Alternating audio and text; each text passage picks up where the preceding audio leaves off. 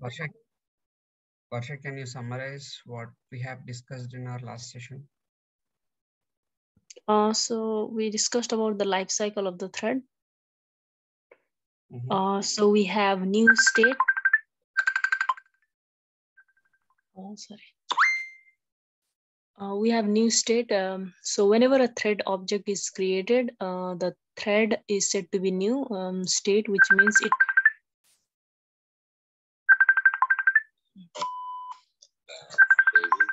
Sorry. No. You can take that call. Sorry, give me a second. I'm gonna turn off.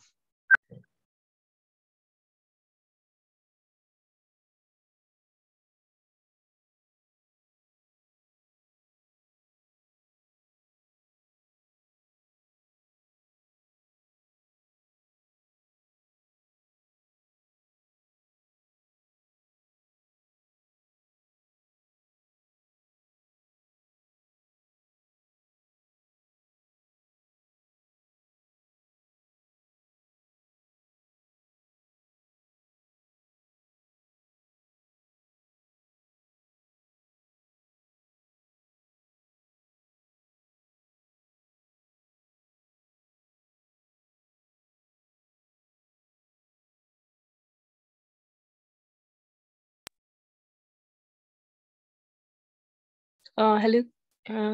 Hello. Can you hear me? Hello. Yes, Varsha. Yeah. So we have the first one is the new state. Whenever a thread object is created, the thread is set to be in a new state, which means it's not been scheduled for running. So in this state, we can run the thread by calling the start method. And we can terminate the thread by calling the stop method. And after calling a start method, it goes stop method. Okay. Oh, not stop. Okay. This is just start.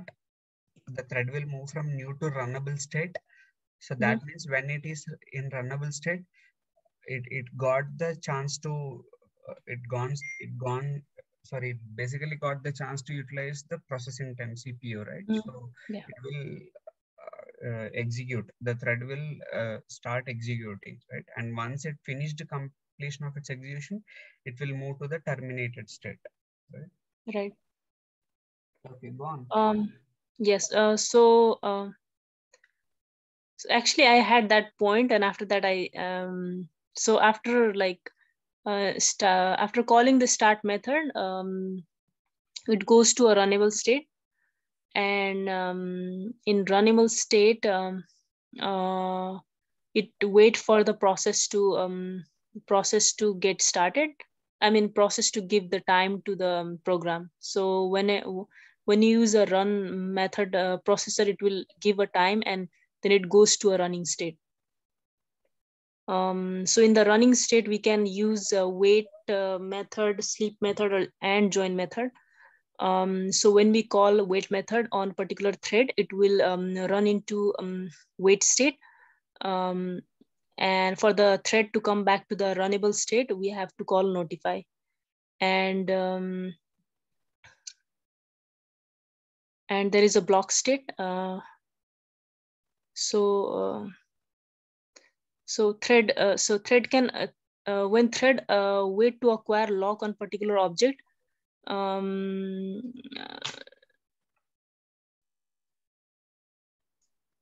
think I'm little not very clear on the blocked state. Yeah. I know, when you are in the blocked state, you can call notify method, and then you can go back to the runnable state again from the blocked state too. Not really, but the idea is whenever your thread is in blocked state, that means your thread is waiting to acquire a lock on a particular object. But the question here is, if that object is free, it will get the lock immediately. What if that object is being used by another thread? another object will have thread on that, lock on that object, right? So your thread will not be able to get lock on that object. So it will just wait for acquiring the lock on that object. So it will move into blocked state, right? So and yes, from runnable, you have a wait method. The time dot version, it will go to the timed waiting state. If not, it will just move to the waiting state. And yes, you have notified to resume the thread back to runnable state and all, right? All so basically we discussed the thread states, all the okay. thread states are life cycle. Yeah, Varsha. So basically, so it while waiting to acquire a lock of a particular object, it will go to a blocked state while waiting. Yeah, see, first it will try to get it. If the lock is available, it will hold it immediately and it will be in runnable state. In a case where it needs a lock, but it cannot get it, that the distinction is really important. Okay, your thread needs a lock, but it cannot get it because that object is not free. It can be used by anything else. You got the point, right? Only in that case your thread will move to a blocked state.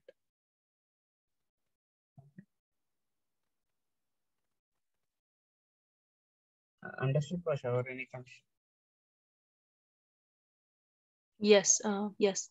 And then we use the notify to get back to the runnable state. Is it? Yes, yes. Okay. No, see, blocked state it won't. Only in timed waiting and waiting state we will use notify. Okay. In a blocked state, see, understand why the thread is going to block state. Okay, it is going to wait timed waiting or waiting state because we are calling wait. That's why it will respond to join to come back to runnable. But in case of blocked, it's not going to block state because of wait call, right? So there is no point of using wait notify there. Okay, so it is thread is going to block the state because it needs a certain object which it cannot get it. So, so that's why it will be in blocked state waiting for that object to be released by other thread so that this object can lock it. The moment it acquires lock on that object, it will again come back to the runnable state. No need to notify it explicitly. Okay. Understood, right? Yeah. So that's all with respect to thread states. And I think we also talked about the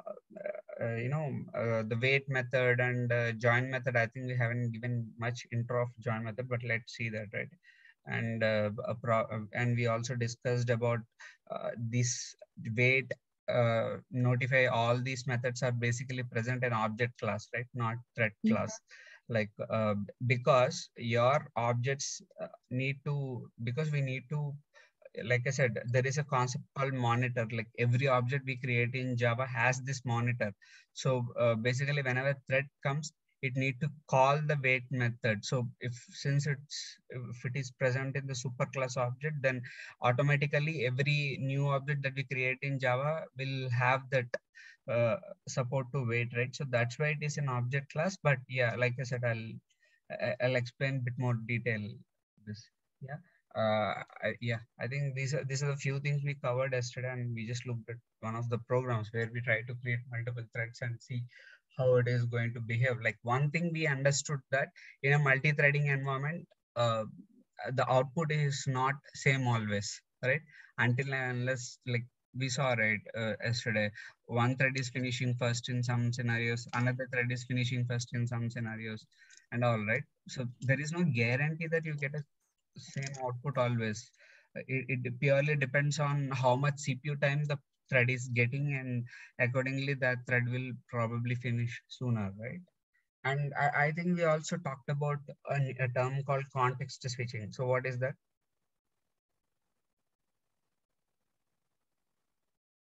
Context switching.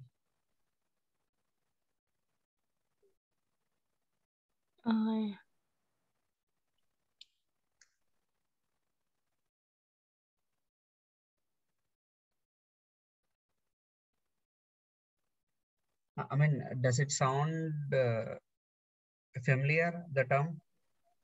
No, sir, we don't learn how. heard about from you. Okay.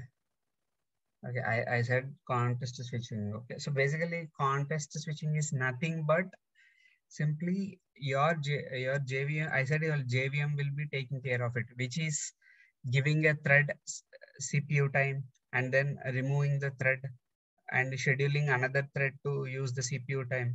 This is nothing but context switching. Like if you have multiple threads in your system, then every thread need to get its chance to use the CPU time, right? Like the processing time, processor time.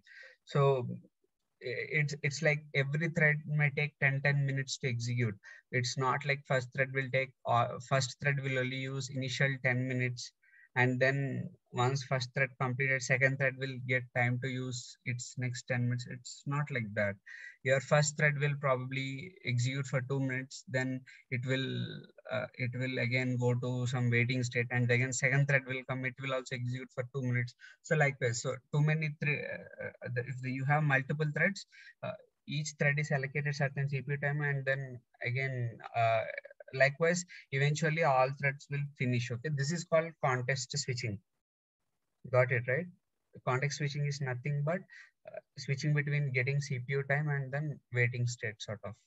Okay, so having said this, I'll just ask one question. Okay, normally people tend to ask this in interviews. So tell me one thing, like if you want to improve your application, so can we improve it by creating multiple threads, by increasing threads? Like, can we say that as long as we have more number of threads in the system, our application will perform better? Can we say that? Or faster, because of the concurrent things happening simultaneously, right? So can we say like more threads, more performance? Can we all agree to that statement?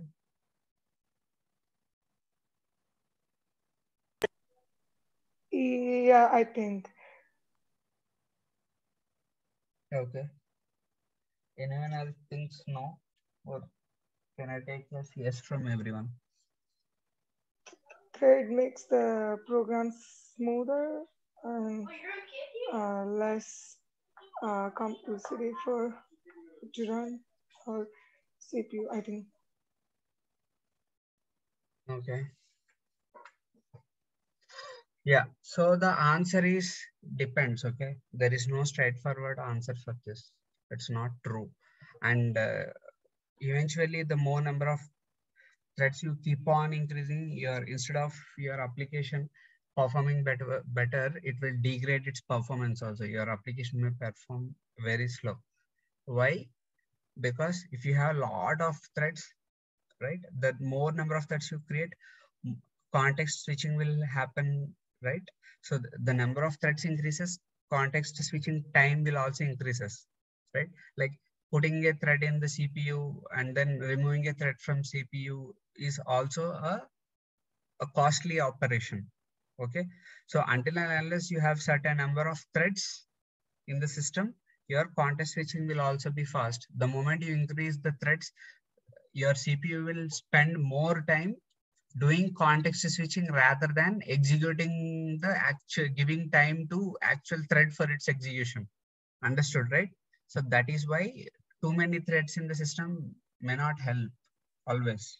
Okay, up to a certain extent it will help, but how we will come to know that particular number is purely, out of scope of the session. It's like your architects, application architects, they will determine, like they will do some performance benchmarking sort of things, and they'll just come up with, they'll fine tune on application configurations, and then they'll kind of come up with a certain thread number limit, how many threads your application should create at any point of time, like max number of threads that can be alive, right, active in an application will be decided by your architects. Like they have certain benchmarking, performance benchmarking things that they do, and they arrive at that number. Okay, it's always not a straightforward number like, okay, let's put 30, 50. It's not like that.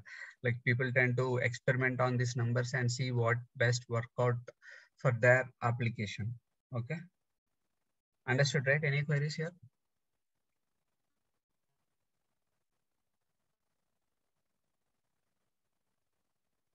So if this, I have a question. Yeah. So why we use that thread?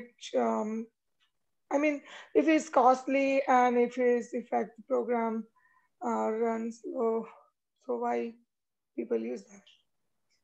And what is the, how important it is? What is context switching? Uh-huh. See, why end of the day your thread needs a CPU time to execute something, right? Without getting CPU time, your thread will not be able to execute anything. So if you look at the thread example here, what exactly are we doing in this thread?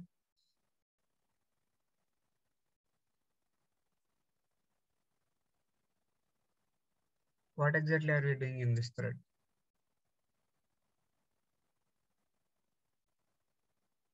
We have a number 5 into integer and we are trying to decrement it in every iteration. Yes or no? 5. In first iteration, we are decrementing it by 1. So your thread, this is a mathematical operation sort of, right? So basically your thread needs a CPU time to do this operation. Okay.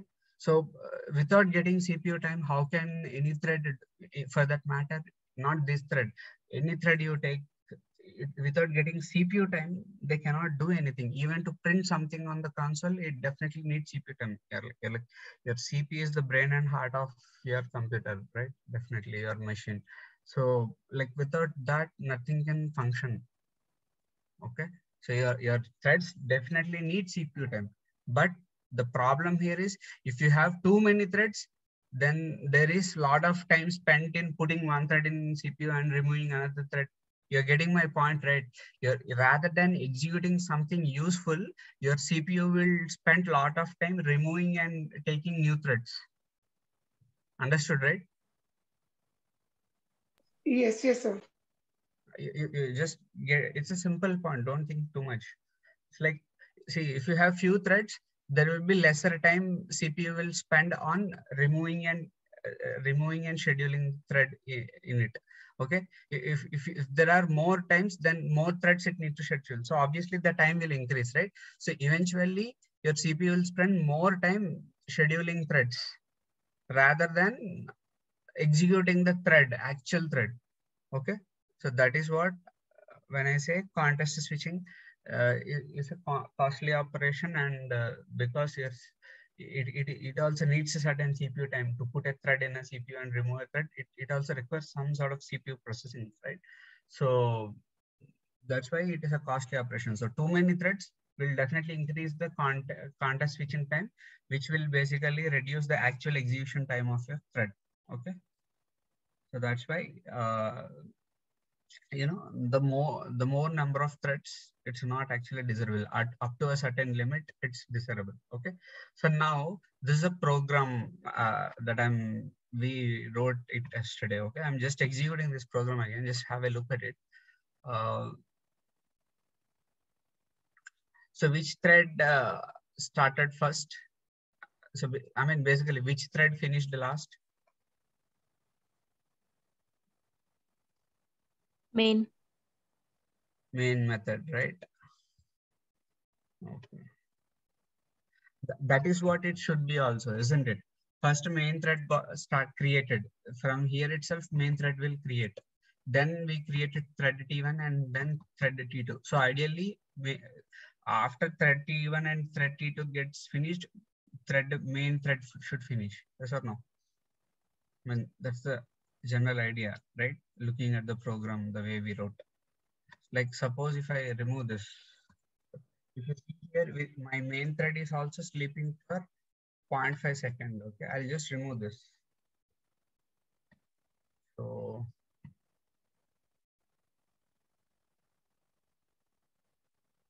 which thread finished last this time?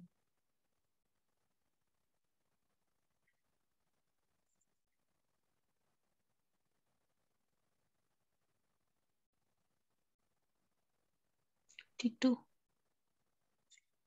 Thread T2, right? Why main thread not finished first, finished last?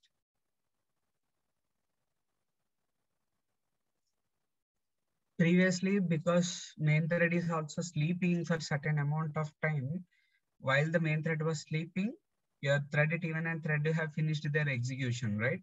But here main thread was not sleeping. It is doing its own thing. Like this is the proof that threads are executing concurrently. Okay. But I want my main thread to be finished last after my thread T1 and thread T2. Okay. Actually, we accomplish this using sleep method, but we never see here. We know we understood that 0.5 second is enough, right? Like I'll just put it back again. Control G. I'll just remove this for group. Okay. So here we understood that 0.5 second is enough for main thread, so that it will wait till thread T1 and thread T2. It will sleep till thread T1 and thread T2 are finished, and then it will finish. We know here we know, but in a real time, do we really, can we actually predict this number? This 0.5 second? We never know, right? Yes or no? You got my point? Here we are just doing a simple thing. Your threads are printing numbers from 5 to 1. But in a real time, your threads will have much more complex things to do. There, can we actually predict the main thread also? How much time it should sleep for other threads to finish execution? Can we predict? It's impossible actually, right? So in that case, what is the best way to ensure that main thread will only finish only after thread T1 and T2 are finished? What is the best way to do that?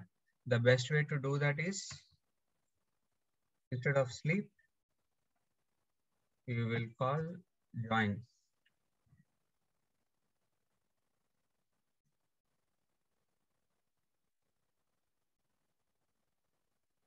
Thread T1.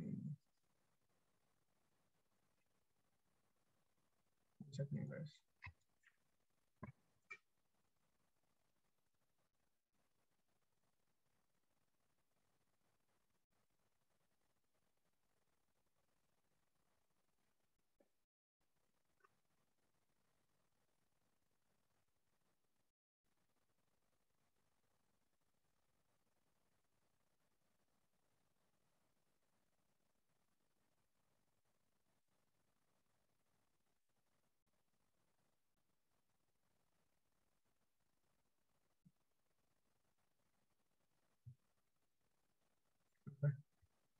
I think within thread T1, we are getting this T, right? Thread T. So I need to call this thread T2 dot T dot join. Okay. So when I do this, right? Now my main thread will, so when I say call this join method, my main thread will first wait for thread T1 to complete and then thread T2 to complete. Only then my main thread will finish. Else my main thread will not finish. By putting T1 and T2 dot join, you execute how many number of times? My main thread will always finish last. If I don't put this, for example, I'll just remove T2 first. T2, okay? I'll just command the T2. See, my main thread is not finishing last. My thread T2 is finishing last. So it is not, my main thread is not waiting for thread T2 to finish. Okay. So if I put T2 dot join, now my main thread will wait for thread T2 to finish. So instead of putting sleep, what is the best way to wait for a thread to finish and finish? Join method. Okay. Understood, right? Any queries here? So I think we have only one topic left in multi-threading to cover, which is synchronization. If you guys are comfortable with this, then I'll move to the next program. Any questions here?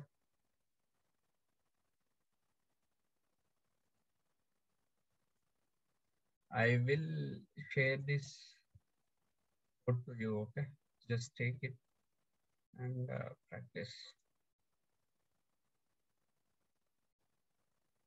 I'm sharing these three class files in the chat, guys. Take them. Okay. So any queries or are we good? Can I move on to the next topic?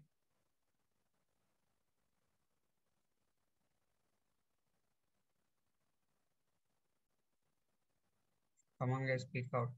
Can I move on to the next topic?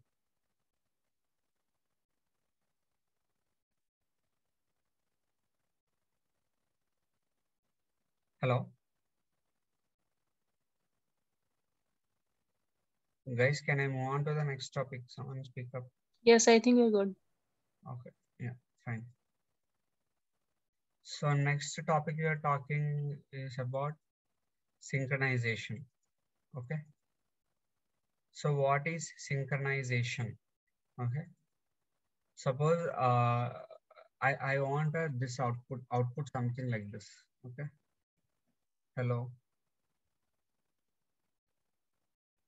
Sure. And something like this. Okay. How are you? A small program. Okay, like this.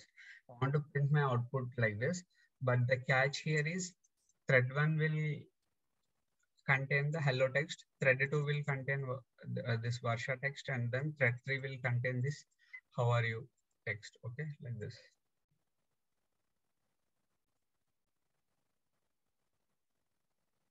Okay, so 3 threads, each thread will have certain text value it is accepting, and if you look at this here, I'm printing this brackets like this. Okay, within so I have a run method here. From run method, I am calling another class call me. So in the call me class, I am actually taking this string value and I'm just trying to print it this way, like this. Okay, like you understood, right? Like I will from thread, I am supplying this string input. Okay, my call me method will add this open braces and close the square braces to the text. So I want an output like this. Okay, this is our goal. So shall we write this program? Like we'll have 3 threads. One will contain the hello text. Thread 2 will contain this name Varsha, and thread 3 will contain how are you text. Okay, so this is the output that I am expecting by writing 3 threads with the 3 different string values. Okay, so let's just try to understand this program first, so then we will execute it. Okay, now if you see here, you have a caller thread. Okay, so if you go to caller thread, it is implementing runnable interface, right? So when it implement runnable interface means we need to override a run method. So if you see in run method, we are doing target.call. What is target? Target is an object of call me class. So you have another call me class, and we are just creating another class here. Okay. Till now in run method, we defined some loops, try to decrement some value, right?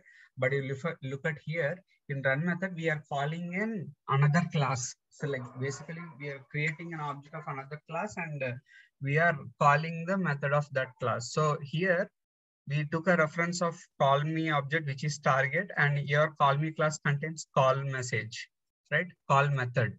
So I'm just calling the call method, and it is taking a string input, right? So when it takes that string input, if you see here, it is taking that string input and it is trying to append the this open and closed squarely braces. But in between this, we are introducing a certain delay, right? For 10 seconds, we are putting this call me object to sleep. Okay. Understood, right? So this is the program we have. So since this particular caller thread, it needs 2 inputs. One is this object for this call me class, and another is the string. So first we created object for the call me class, like call me object we created this particular class. Call me target equal to new call me. And when we are creating threads, we are passing the same object. We are not taking new object. We are just passing the same object, and we are also passing the 3 different text values, whatever we want, so that the output would be, because we need this kind of output, right? Understood now? Your call me method is actually appending these braces. Okay. Understood, right? And I think you know this join. So here we have join method because we want this thread to finish last, main thread. to finish last. Only then I want these 3 threads to, only after these 3 threads finishing their execution, then only I want my main thread to finish last. So I just added join here, nothing much. Okay, it's a simple program. Understood the program, right? Or any queries here? I just probably bring this out.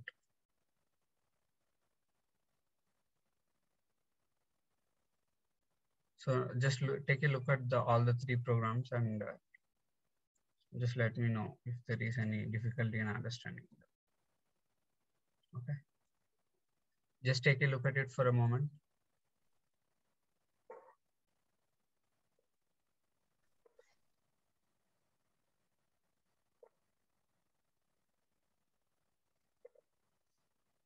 Let me know once you guys are clear with it. Okay. I want you guys to understand the program first before you even I execute this. Okay.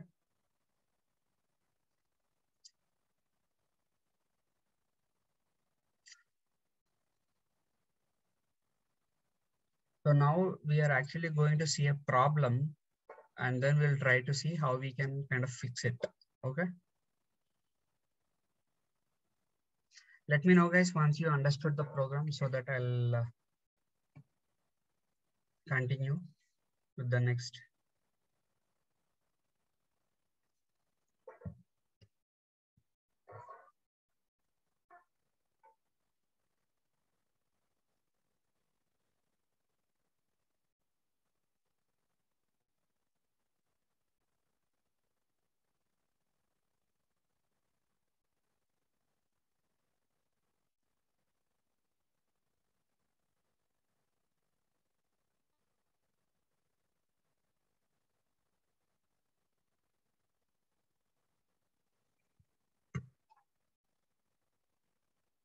Okay, understood guys?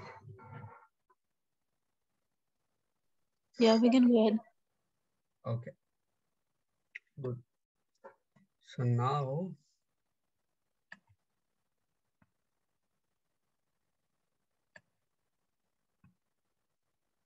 I'm executing this program. Okay.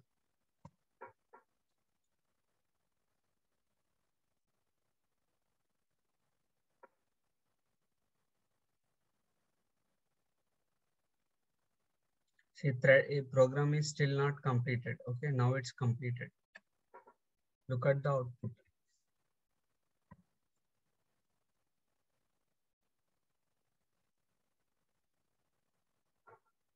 This is the run one output.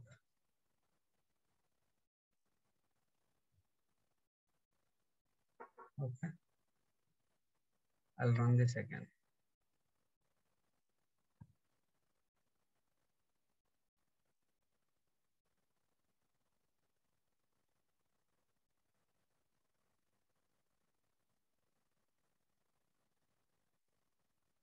Probably this time, let me just reduce it to 1 second rather than 10.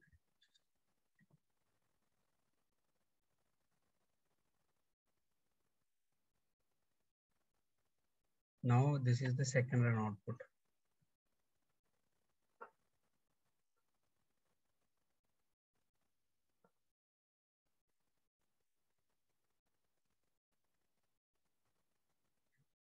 What note difference do you see in these 2 outputs? I can take multiple runs. I think every time this will be shuffled back and forth. Okay. You may not see first how are you, first hello, or like you will see this order jumbled up if I keep on executing it multiple times. Okay. Because that's what concurrency means, right? They are supposed to run, you know, independently, concurrently at the same time, right? So which thread will start first? We don't know, right? It's not in our control. Okay, like CPU would take care of that. But having said that, just is the output as expected? What we are expecting? Is the output as expected? Oh, no. First, after printing this text, this text, right? We'll just look into the program here. In the call me, after printing this and text, it is going to sleep for a certain period and then it is printing this bracket, right? then it is printing. So first it got printed this. So to close this, it should print this bracket. But before printing this bracket, what happened? The thread went to Sleep. sleep. So since thread went to sleep, what your JVM will do? It will give that time to another thread, CPU time. Yes or no? Yeah. So now other thread came in, that thread C2 came in and it printed its own thing here. It is also printed this. After printing this, same scenario. Yeah. That thread also will go to sleep. Since it's went to sleep, now CPU will give time for another thread. So that thread also printed this. Okay. And after printing this, again the thread will go to sleep. Now all three threads are in sleep. Now the first thread which went to sleep first time, this will start. This will the first thread, right? Sorry, yeah, the first thread. This thread will wake up and it will resume its execution. So it will wake up and it will resume its execution. So it will come to this line and it will print this. Okay. And then simultaneously the other two threads will also wake up and it will print this. We are looking for this output, but look at this. What is the output we are receiving? In the first run, we got how are you first, and then hello Varsha. Here, if you see, hello Varsha, how are you? Like the order is different, right? The next time I execute it, it can be like Varsha will come first. Like all the three different combinations, you can see a lot of combinations. Like there is no fixed output always. But you understood the problem, right? But I want my threads to give me this output. Like thousands of times if I execute it also, I always want this output only. I don't want this kind of undeterministic output. Okay. So this is a normal way how your thread behaves. Okay. This is completely fine. But how we can improve our threads so that they coordinate properly and they work together to get me a proper output. This is the challenge we have now. Yes or no? This behavior is fine, okay, but it's not what we want, right? We want something like this. So what can I make what can I do to my threads so that my thread will coordinate with each other and they work properly? Yes or no? This is the challenge we have or problem we need to address now, right? Yeah. For that, we have something called a synchronization technique. Okay. So basically what is synchronization, right? So basically when your two or more threads are accessing to a shared resource, right? Remember this statement. When two or more threads needs access to a shared resource, they need some way to ensure that the resource will be used by only one thread at a time. Okay. You understood the statement, right? I'm just here. What is a shared resource? These three threads have using some resource in common. What is that shared resource? Brackets. Brackets. I mean, there is a resource that three threads are using, shared, like same resource all three threads are using. What is that shared resource? Shared resource is a generic term. You have to tell me what is the share, what three threads are sharing.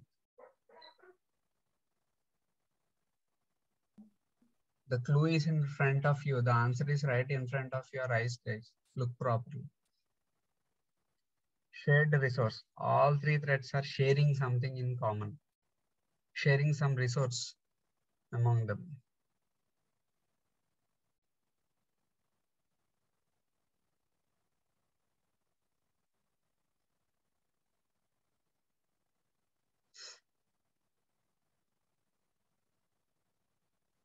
In the meantime, I'll type this statement here again. Okay. When two or more threads needs access to a shared resource, they need some way to ensure that resource will be used by only one thread at a time. Okay.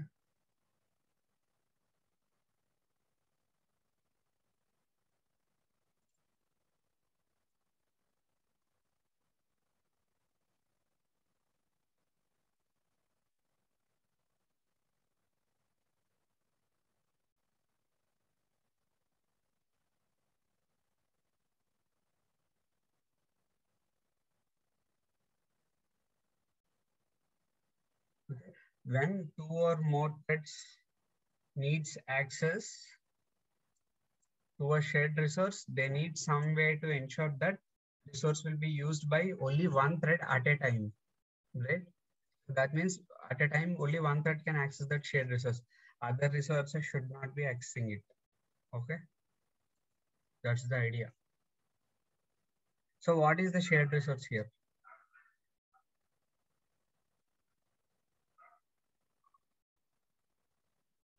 Just say something. It can be wrong or anything. Just say it, no? That's okay, guys. Just say something.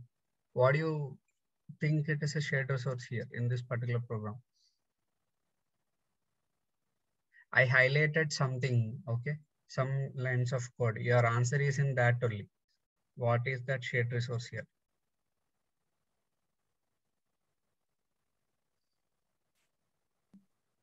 Target. That's right. Target. Target is what? Object of class call me, right? Target is what? Target is what? Target is object of class call me, right? And all these threads are using the same call me object, which is shared, right? And all these three threads are using the same target object and trying to call the call method. What this call method is doing, this call method will add the square brackets and closed brackets between each text. But before adding, after adding open square bracket and before adding closed square bracket, the thread is sleeping for 1 second, right? There is a small slight sleep delay there. Okay. So having said that, like, see, this is a shared resource because I'm using only one target object for all the three threads. If I try to create like this,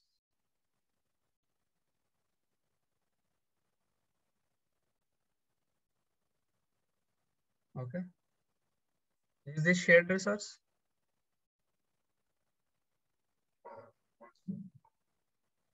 Are they sharing the target object? No, right? No.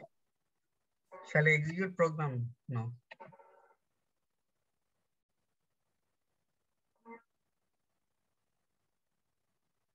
Still sort of no use. Okay.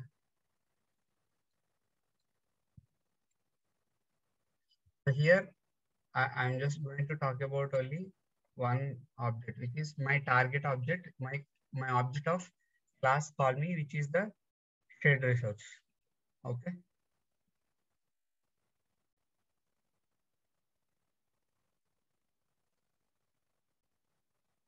Right. So here I'll just execute this again.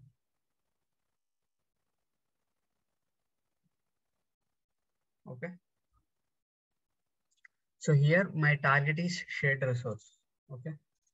So what now read this statement again. Can someone read this? Varsha, can you read this? Yes. When two or more thread needs access to a shared resource, they need some way to ensure that resource will be used by only one thread at a time. Right. So what does that mean? If I go back to our program here, okay, your target is nothing but object of call me class. So basically we are using call method. So this is the shared resource. So if one thread enters, execute this call method, then only after that thread finishing this, then another thread should execute it. Okay, that means when my first thread will come here, it will print this statement and then it wants to sleep. Or other thread should not be coming and executing this, right? If the other thread doesn't come and execute while the first thread is in sleep, then we will not have this problem. Yes or no? Yeah. Just look at this, huh? I'm reviewing this sleep now. Or control D.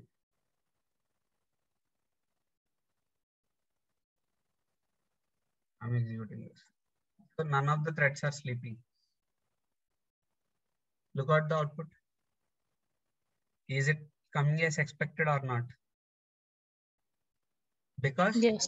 your CPU is executing this thread completely. Your CPU is not sleep. Your thread is not sleeping. Since your CPU is finishing this thread execution, but here your thread is sleeping. That means your thread is not utilizing CPU time. So what CPU will do? It will give its time to other method. CPU doesn't need rest. Okay, so it will give its time to other thread. You come and execute while the thread is sleeping. You make use of me is what CPU will tell. So that's the reason we are seeing this problem, right? This is not a problem. That's a good approach, right? If the thread one is sleeping, CPU also can't tell. CPU is very costly resource, right?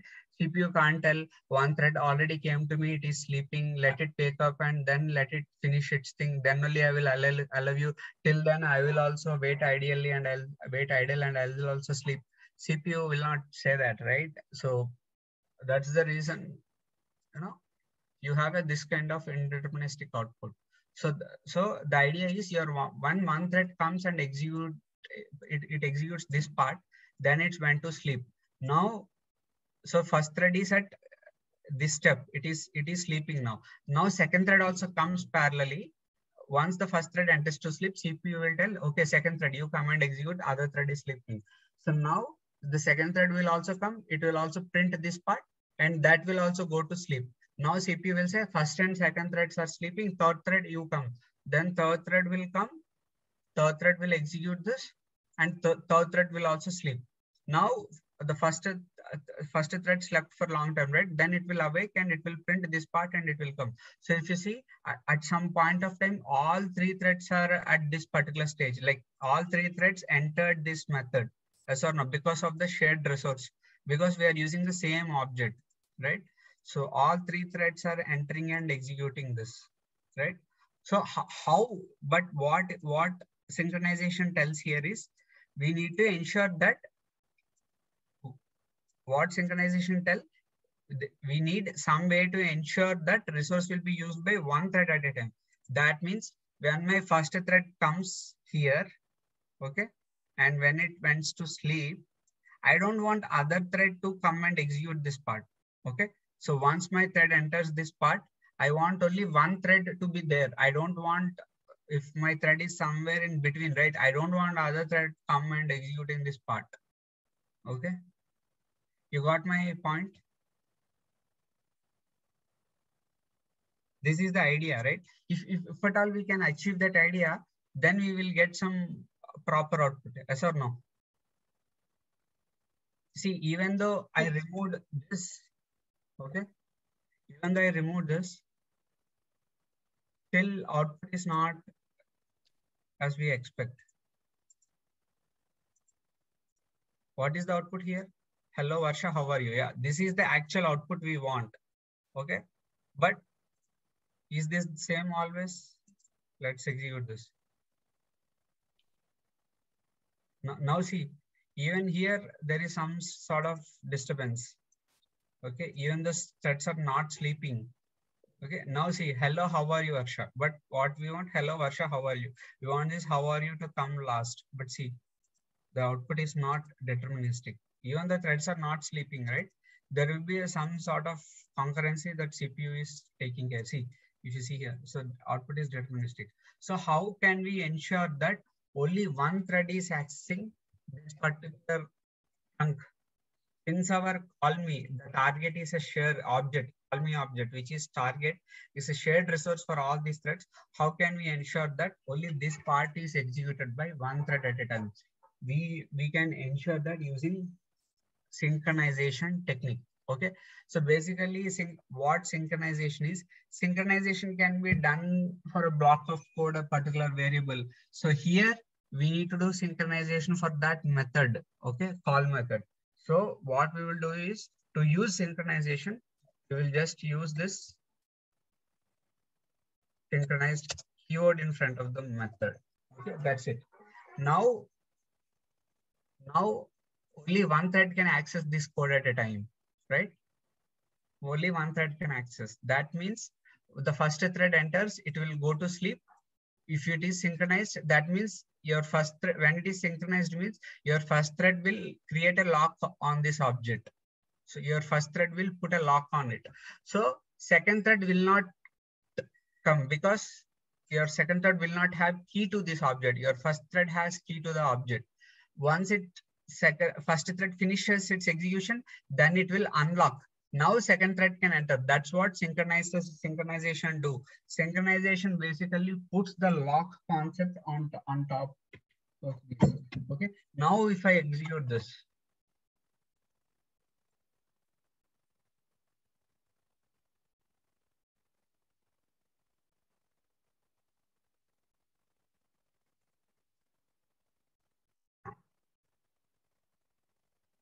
still which thread finishes first, it not guarantees. But if you see here, it is always, the output will be in this format. Okay. This is what we actually want, right? We want this to be enclosed with this and this braces, right? So synchronization, like you can execute 100 times. Okay. You will not see these brackets in out of order. If it is not synchronized, then sleep is also not there, right? Let's assume sleep is also not there. Then if you just try to execute this, the brackets are not in order. Like if you see, Varsha, the close bracket did not print here. It printed somewhere around here or here. It can be anything, right? So the brackets are not in order. The moment you put this synchronized, then you will have everything in order.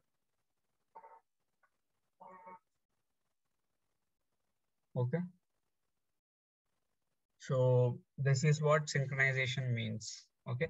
So here we are actually synchronizing a particular method. Okay. But to make this more efficient, here we can just do something like this. Okay. Instead of this, we can do this. Okay. This would be a more efficient approach of synchronization. Okay. Previous one is called synchronous. Previous one is called synchronized method. So here I'll write something called synchronized block. Okay. In this, I'll put this, and I want to make this object a target as synchronized. So I want my thread structure lock on this target. So I'll remove this here. This is the more efficient approach. Okay. So now again, if I execute this,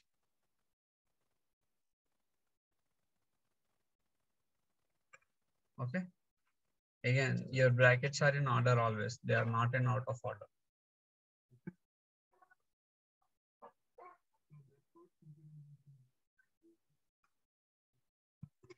Okay.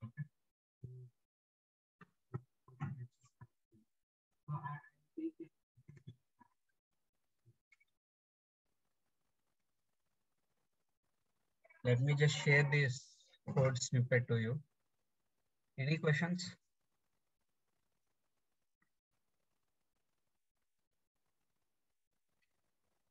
Synchronization will ensure that only one thread will get access to that shared resource. Well, one thread is working on it. It will not allow another thread. Okay. Understood, right? Other thread to basically, to access that shared resource. Synchronization will ensure only that one thread is always using that shared resource. Okay. Any queries here? I think I'm done for today. So guys, can we catch up for class session tomorrow?